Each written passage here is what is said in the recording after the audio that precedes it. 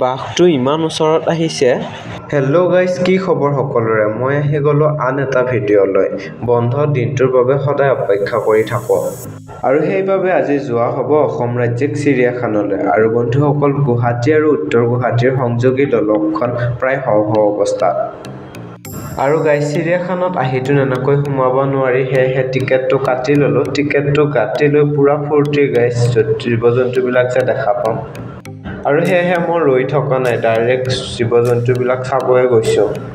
আৰু প্ৰথম আহি পাই আমি দেখা পালোঁ এনেকৈ দুটামান বান্দৰক এনেকৈ ধুলনিত উমলি আছে।